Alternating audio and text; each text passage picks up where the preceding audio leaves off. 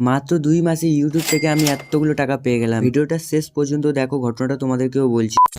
প্রতিদিনের মতো আজও সূর্য আমার থেকে আগে উঠে গেল, আর অভ্যাসটা আমার আজও পাল্টালো না। তারপর আমি চলে গেছিলাম রান্নাঘরে একটু চা বানিয়ে খাওয়ার জন্য। হ্যাঁ, বাড়িতে কেউ ছিল না আর আমারও কেউ নেই, তাই নিজেকে বানিয়ে নিতে হচ্ছে। আমার চাটা রেডি হয়ে গেছিল আর আমি চাটা নিয়ে চলে এসেছিলাম আমার রুমে। আর আমি শো অফ করতে পছন্দ করি না, তাই স্কুলের পিচবোর্ডটাকে আমি টেবিল বানিয়ে নিয়েছিলাম। তারপর চাটা আমি এখানে শেষ করে আমি চলে গেছিলাম ছাদে। দেখো, গাছে দুটো ক্যাপসিকাম হয়েছে, ছোট মিয়া বড় মিয়া। দেন তারপর আমি চলে এসেছিলাম প্রজেক্টের খাতাটা নিয়ে এরকম একটা রাস্তায়। এই দায়িত্বটা আমার মাথা থেকে সরানোর জন্য। এই বিষয়টাকে তোমরা ইগনোর করো। তারপর আমি আমার একটা বন্ধুকে নিয়ে চলে এলাম এরকম একটা ব্রিজ পেরিয়ে আমার দাদার রেস্টুরেন্টে। আর এখানকার পরিষেবাটা দেখো, দারুণ ছিল। হ্যাঁ, তারপর দাদার থেকে টাকাটা নিয়ে, হ্যাঁ একটা কথা বলছি, এটা আমার ইউটিউবের টাকা না, এটা আমার টাকা। আমি তোমাদেরকে একটু तू समझा?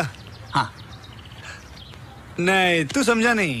ভিডিওটা যাতে তোমরা শেষ পর্যন্ত দেখো তার জন্য এটা বলেছিলাম। সমস্ত কাজ কমপ্লিট করে আমি বেরিয়ে এলাম। ছেলে বাইক নিয়ে খেলছে। হ্যাঁ, ছেলেটাকে আমি আর মানুষ করতে পারলাম না। তারপরে বাড়ি আসার সময় একটা বডিগার্ডও নিয়ে নিয়েছিলাম সঙ্গে।